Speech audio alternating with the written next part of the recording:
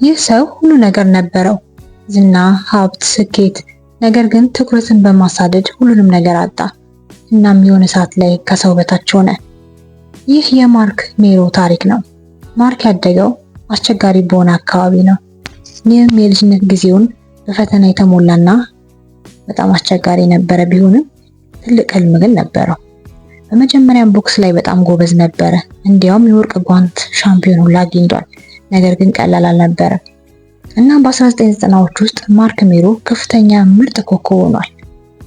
በመጨረሻም ግን ትግል መጣበት። የሚገርመው ነገር በታዋቂና በሚሊዮነሮች በጣም የተወደደ ነበረ።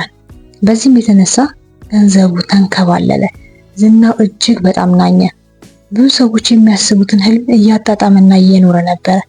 እውነታው ግን ማንም አልተረዳውም ነበረ። ከብርሃን ጀርባ፣ ከደስታ በስተጀርባ ግን ትዳሩን አጣ፣ ጤንነቱንም አጣ፣ ስራውንም አጣ። እናም አንድ ጊዜ ሁሉ ነገር የነበረው ሰው ምንም ሳይኖረው ቀረ፣ ጨለማ ውስጥ በአንዴ የገባ። ከዚህ በበለጠ ግን ከማጣቱን ባሻገር ማርክን በጣም የሰበረው እናቱን እያጣ ነበረ። ትልቁ ደጋፊ ነበረች፣ በእርሱ እጅግ በጣም የምትተማመን እናት ነበረች። እና ማርክ ስትሞት ነው የተረዳው። ልቡ በጣም ያዘነው። ማርክ ስለ እናቱ ሲያወራ እናቴ በሁሉም የስፖርት ዝግጅቶች ላይ ትገኝ ነበር ይላል። እግር ኳስ እየተጫወትኩ እያለ እንኳን እናቴ ወደ ጎን ትሆናለች። እናም የሜዳው ጨዋታ በአንድ መንገድ መሄድ ከጀመረ እናቴ ጮክ ብላ ማርክ ጌቲም፣ ማርክ ጌቲም እያለች ትደግፈኛለች እና እኔም በሞራል እጫወታለሁ። ሌሎች ሰዎችና ጓደኞቼ ማርክ እናትህ ናት ብለው ይጠይቁኛል። አየህ እናቴ የሰጠችኝ ትልቅ ስጦታ እኔን ማመኗ ነው ብሎ በተሰበረ ልብ ያነሳታል። ስለ ራሱ ሲያወራ ማርክ ከተሸናፊዎች ጋር ተንጠልጥዬ ነበር ይላል። እና ራሴን ብቻ ስለመረጥኩኝ ከኔ ውጪ ማንንም ስላልመረጥኩኝ ያሰብኩትን ነገር ሁሉ ትቼ ነበረ። ጓደኞቼ ከጧቱ 2 ሰዓት እስከ 4 ሰዓት ላይ ወደ ቤት ይወስዱኝ ነበረ። በመኪና ውስጥ እየሳቅን ሰክረን ከፍ እንላለን። ከቤቴ ፊት ለፊት ስንደርስ ማርክ ማርክ መብራቶቹ በርተዋል ብለው እየሮጡ ይሄዳሉ። አየህ እናት ልጇ በህይወት እንዳለ እስክታውቅ ድረስ አትተኛም ነበረ። ወደ ውስጥ ስገባ ሃይ ማርክ ምሽቱ እንዴት ነበረ ትለኛለች። እኔም በተራይ ጥሩ ነበር እናቴ፣ በቃ ደክሞኛል አሁን ልተኛ እላታለሁ። እሷም ማርክ ቀኑ ሙሉ እና ሌሊቱን ሁሉ አላየሁህም፣ እባክህ ላናግር እችላለሁ? እኔም በምላሹ ሴትዮ ተይኝ በቃ እላለሁ። የመኝታ ቤት በሬን ግጥም አድርጌ እዘጋለሁ። በእኔ የምትተማመንብኝ አንድ ሰው ላይ ይህን ማድረግ በጣም ልብ ይሰብራል ይላል ማርክ። ማርክ ስለ እናቱ አሟሟት እንዲህ ይላል። ከጧቱ 3 ሰዓት ላይ ቤቴ ተንኳኳ። ከአልጋዬ ወርጄ በደህንነቱ መስኮት ውስጥ ተመለከትኩና አየሁኝ። የጃፓን ፕሮሞተር ነበርና በሩን ከፈትኩኝ እና ማርክ ወደ ቤት መደወል አለብህ፣ ድንገተኛ ችግር አለ። ሄጄ ሆቴሉ ስልክ ይዤ ወደ አሜሪካ ደወልኩኝ እና ማርክ ይሄን እንዴት እንደምነግር አላውቅም አለኝ። በቃ ንገረኝ ምንድነው? ማልቀስ ጀመርኩ። ማርክ እናትህ ሞታለች። ሊፍቱን ወደ ሎቢው ይዤ በሮቹ ሲከፈቱ ወደ ጎዳና ሮጥኩኝ። ከጧቱ 3 ሰዓት እና በሂሮሺማ ፒጃማ ወደሚገኘው መሃል ጎዳና ሄድኩኝ እና ቀና ብዬ እንዳየው እናቴን አስታውሳለሁ። በጣም አዝናለሁ። ለቀብሯ ወደ ቤት በረርኩኝ እና ወደ ሳጥኗ ለመሄድ በጣም ፈርቼ ነበረ። ከሩቅ እያየው እማዬ እባክሽ ተነሺ፣ እባክሽ ተነሺ እያልኩ ጮኋለሁ። ከዚያም በመጨረሻ ወደ እሷ ለመሄድ ጉልበት አገኘው እና የተጠጋው ሴት ስለ ራሴ እያሰብኩኝ ነበረ። እናቴ አንቺ የኔ ጀግና ነሽ፣ እኔ የሆንኩትን እሆናለሁ ብዬ ተስፋ የማደርገው ነገር ሁሉ በአንቺ ምክንያት ነው። በጣም ወደሽኛል፣ ህይወት ሰጥተሽኛል። አንቺ ብቻ ነሽ በእኔ ያመንሽው። እንዴት ነው የምከፍልሽ? በመስከር፣ በከፍታ፣ በሞኝነት፣ ከተሸናፊዎች ጋር በመዝናናት። አንቺ እኮ እኔን ማውራት ትፈልጊ ነበረ። አሁን ባናግርሽ ብዬ እመኛለሁ እናቴ።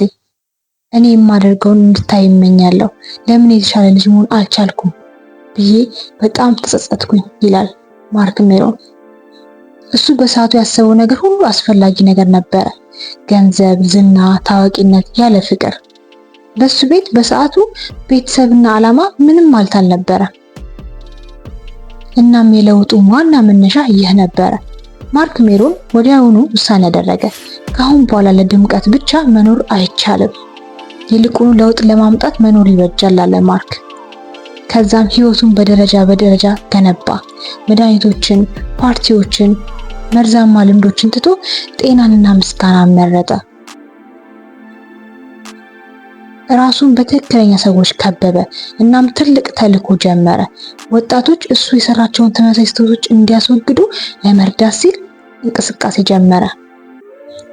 ዛሬ ማርክ ሜሮን በዓለም ላይ ካሉ በጣም ኃይለኛ አነቃቂ ተናጋሪ ከሚባሉ ሰዎች ውስጥ አንዱ ነው። ሁሌም ስለ ታሪኩ ሲጀምር እንዲህ ይላል። መሞት በተገባኝ 3 አጋጣሚዎች አደንዛዥ እጾች ከመጠን በላይ ወስጄ ነበረ፣ ግን እዚህ የተቀመጥኩት በምክንያት ነው ብዬ አምናለሁ ይላል። ማርክ በመላው አሜሪካ እና ከዚያም በላይ በሚሊዮን የሚቆጠሩ ተማሪዎችን አነጋግሯል። የእሱ ንግግሮች ትምህርት ቤቶችን በሙሉ ያስለቅሳል። ምክንያቱም እሱ ስለ ስኬት ብቻ አይናገርም። ስለ ህመሙ፣ ስለ ኪሳራው፣ ስለ ወደፊታቸው ቅርጽ ስላለው ምርጫ ይናገራል። የማርክ ታሪክ ይህንን ያስተምራል። መውደቅ ትችላለህ፣ ልታጣት ትችላለህ፣ ግን መቼም አትወድቅም መሆንን እስክትወስን ድረስ ይላል። ምንም ያለ ርቀት በተሳሳተ መንገድ ብትሄድም ሁሌም መዞር ትችላለህ። ምንም ያክል የተሰበርክ ያክል ቢሰማህ እንደገና መገንባት ትችላለህ። እና ያለፈውን ጊዜ ምንም ያህል ጨለማ ቢሆን የወደፊት እጣ ግን አሁን ብሩህ ሊሆን ይችላል። ማርክ ሜሮን ስኬት ባለ ነገር ላይ እንዳልሆነ ማረጋገጫ ነው። ስለምትሰጠው፣ ስለምትኖረው እና በመንገድ ላይ የምትነካው ህይወት እና ምናልባት ዛሬ ልክ እንደ ማርክ ውሳኔ ማድረግ አለብህ። የማይጠቅመውን ማሳደድ ማቆም አለብህ እና በህይወት ለሚሰራው ነገር መኖር መጀመር አለብህ። እናም ወጣቶች፣ ተማሪዎች፣ ማርክ ሜሮን የሚባል ሰው አለ። ይህ ሰው በህይወት ውስጥ ለዓላማ ትልቅ ቦታ ካልሰጠኸው ሁሉም ነገር በአንዴ ማጣት እንደምትችል ትልቅ ማሳያና ማሳሰቢያ ያስተማረን ሰው ነው።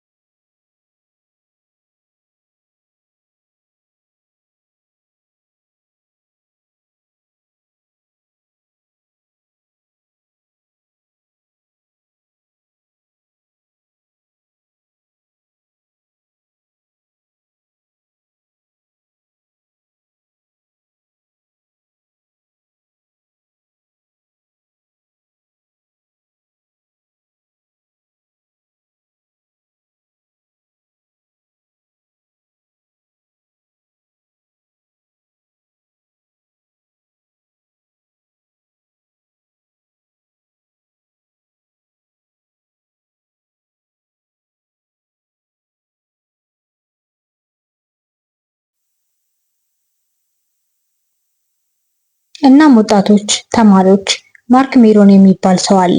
ይህ ሰው በህይወት ውስጥ ለዓላማ ትልቅ ቦታ ካልሰጠኸው ሁሉም ነገር በአንዴ ማጣት እንደምትችል ትልቅ ማሳያና ማሳሰቢያ ያስተማረን ሰው ነው።